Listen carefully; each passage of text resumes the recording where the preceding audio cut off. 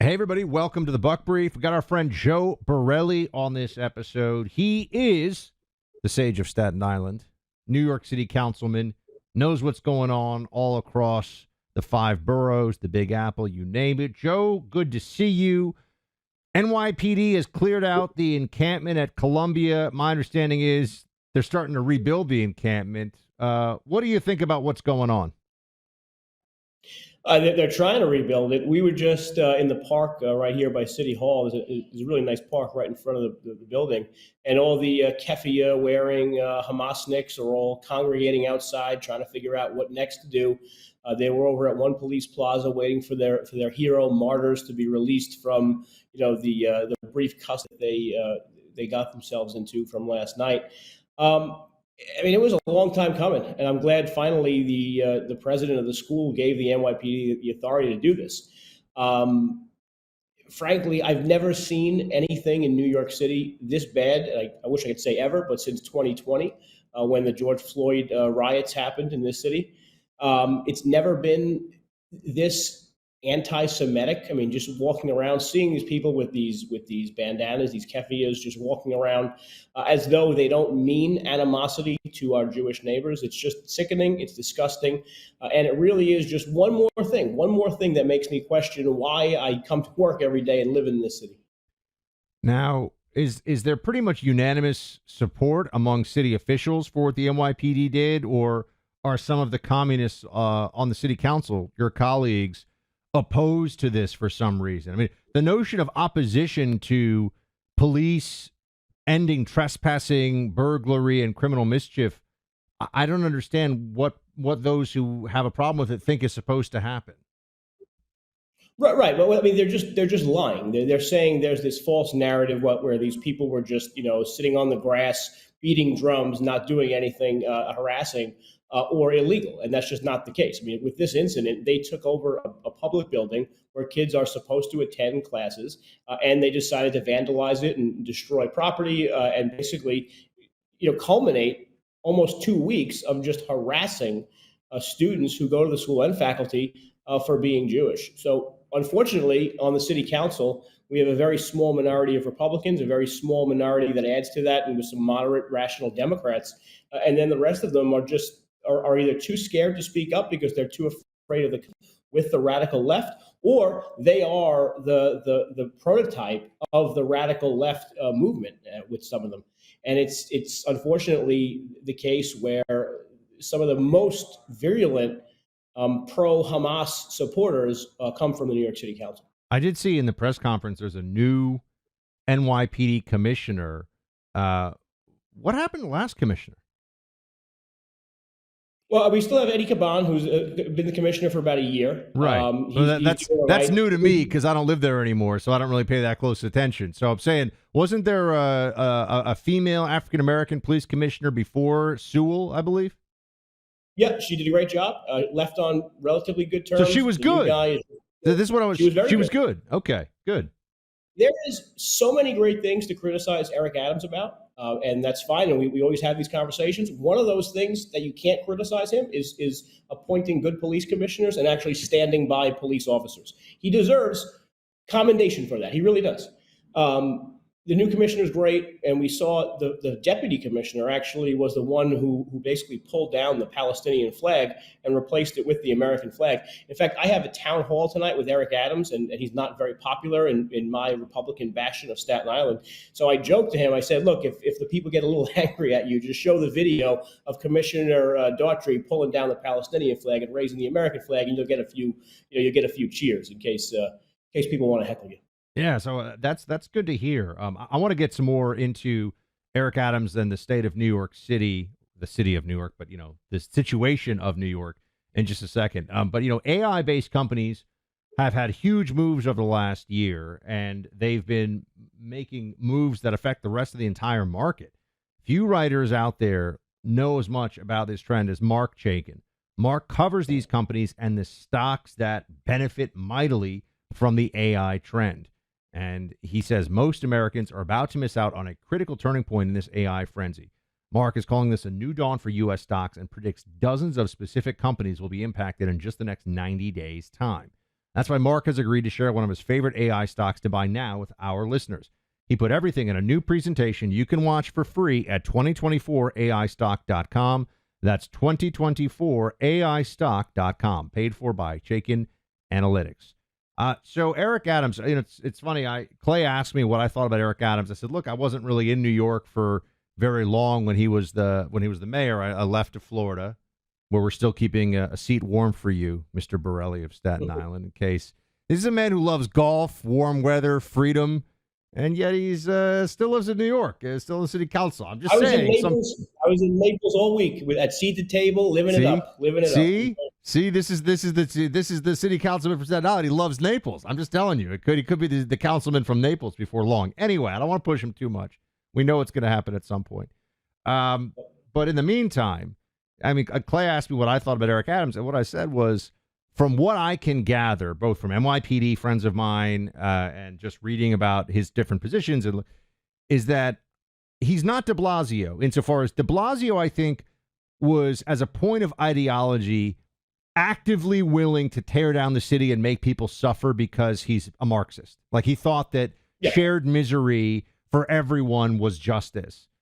I get the sense that Eric Adams has challenges, sure, and maybe his leadership is not always what it should be, although anyone can criticize any leader, but that he is not malignant toward the city of New York, or rather, he doesn't view his role as some kind of a painful transformation. And I wanted you to speak to that. Like, how would you judge? You're seeing the mayor tonight. No, I think that's a good assessment. I mean, look at his biggest failure is taking a risk on this migrant crisis, where he thought like the Democratic Party talking points were actually going to pan out the way he thought they would, where the Democratic Party nationally would support him in this endeavor. And all we got is a $3 to $4 billion per year boondoggle that now he's trying to back his way out of. And he can't. I mean, he is hampered by state law in many respects to what he now wants to do. It's a little too late for most people, me included. But absent the migrant crisis, things aren't terrible. I mean, in the sense of how he's doing with policing and public safety. He's definitely putting more cops in the subways, things like that. But do Staten Island cops like him? Do Staten Island cops like him? That's what do the cops support him pretty much, the rank and file? I would say it's 50-50, but it was, 99-1 for Bill de Blasio. Right. So you got to put everything in context. All right. No, that's fair. That tracks with what I would have thought, by the way. Certainly a lot better than it was with de Blasio, but maybe still has some room to go on the positive side of things. I want to ask you this, too. Speaking of New York, you know Mark Simone, right? I would assume. WOR Mark Simone. Of course. Mark's a friend of mine, great radio host. He came on our show, so I'm not, he said this on 500 radio stations, including WRNYC. He came on and he said he thinks that he didn't say that it's possible. He said Trump is going to win New York. I'm just telling you what he said. Yeah. I don't think Trump is going to win New York. But how crazy is it to say Trump is going to win New York, really, given the trends right now? And or do you think it's crazy at all, given that he's only behind, I think, 6 or 7 points, according to most of the polling? Look, I mean, he wins. I think November 6th, 2024, at 9 o'clock at night, we will know he didn't win New York, and that's fine. But I think he competes in New York in a way that we've never seen a Republican candidate compete in New York. 2 things to that. I know that the broader RNC and broader Republican Party nationally was looking for a more marquee candidate to go against Kirsten Gillibrand. Not because they thought they were going to beat Kirsten Gillibrand, even though she is a zilch in a way that Chuck Schumer isn't even. Chuck Schumer, for all his faults, shows up and goes to work and gets involved in a local issue. Why he's popular. Every Brooklyn, bless him. We can fight nationally, but he's very, very in depth in his knowledge of local issues. Gillibrand, I've never been in the same room with her, ever in my life. I mean, I've been in office 10 years. I've never actually seen her physically in person. The GOP wanted a stronger candidate against her, not on the prospect that they could beat her, but because they think Trump is going to do so well in New York that they can force some Senate spending in New York where this would have automatically been a wash. On the flip side, I think you're going to, on the flip side, adding to that, you're going to see him do in the next. I think you're going to see him do something in the Bronx in the next couple of days. I think you're going to see him do a broader rally in the New York City area in the next week or so. 2 weeks, 3 weeks, something like that. And you are going to see a record number of black and brown New Yorkers there, not because they're paid like these rent-a-mobs that these liberals get. You're going to see black and brown New Yorkers go out there in record numbers who earnestly and genuinely think Donald Trump would do a better job as president, because he did do a better job as president than the guy who currently occupies the office. I think drop in the most democratic parts of New York City, and not the liberal parts like the Upper West Side and the Village, but like New Yorkers live, like where people go to bodegas and where people just live their normal life and work in buildings and plumbers and electricians. You're going to see those black and brown New Yorkers be at these rallies for Donald Trump. If you can, close whatever windows you have open on your laptop or something, because you're actually cutting in and out a little bit there, Mr. Borelli of Staten Island. I don't know if that's just your Wi-Fi. Is not. What are you on, like city Wi-Fi? Is that what's going on here? Is it City of New York Wi-Fi? That's why you're chopping in and out of our podcast. So need to see if we can. Yes, this is live direct from City Hall. Oh, that's what it looked like. I was going to say, I don't think you got that painting in your house. I mean, you're a fancy man, but that would be a big painting for the Borelli living room. I got to talk about our sponsor for a second here, Bear Creek Arsenal. Do you know about Bear Creek Arsenal? They make amazing guns. You can't really own guns in New York, which is ridiculous. Bear Creek Arsenal's in Sanford, North Carolina, where they love freedom and firearms. I was there last week to witness how they do what they do in person. I was at the Bear Creek Arsenal factory. High-quality firearms at an incredible price. I've got a 9mm called the Grizzly, 9mm pistol. I've also got the BC-15, which is their AR-15 model. They've got phenomenal prices and quality on upper receivers for ARs. So you can buy the upper receiver. You can buy the uppers they have in stock. Absolutely fantastic. Go to bearcreekarsenal.com/Buck. Use my name, Buck, as your promo code. Get 10% off your first order. Pick out whatever you want. They send it to the FFL. You go pick it up. You're good to go. bearcreekarsenal.com/Buck. Use the promo code Buck for 10% off your first order. Tell me about congestion pricing. Is this a thing they're really doing? It's happening. I mean, we have a lawsuit. Phil Murphy in New Jersey and Josh Gottheimer, two Democrats, are happy to have their support. They're suing the MTA as well. Their case is pretty strong. Our case is pretty strong. And talking about strange bedfellows, the Republicans of Staten Island are actually plaintiffs in our lawsuit with the United Federation of Teachers.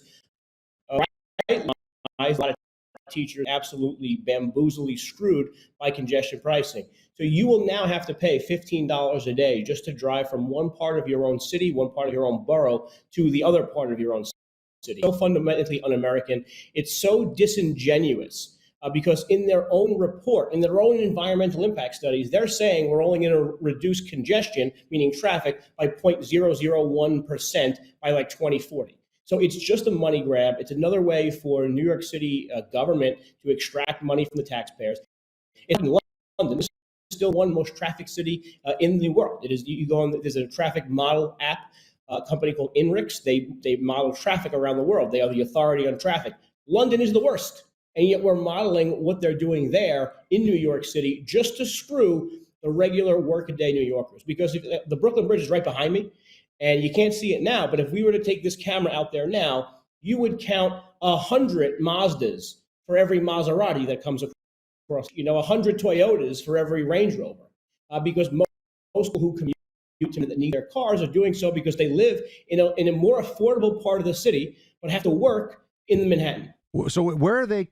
Is it just at the usual tolls that they're going to collect the $15? You know what I'm saying? So when you come across the GW Bridge, now there's an extra $15 charge, basically, or how does it work? It's going to be 150 cameras in every lane of every bridge, and then on all the southbound lanes south of 60th Street. So if I know where you used to live. So if you were to go visit your doctor, just say, you would charge $15 just for the privilege of having a doctor that happened to be in the Village. Which is sad. I mean, Sloan Kettering. Wait a second.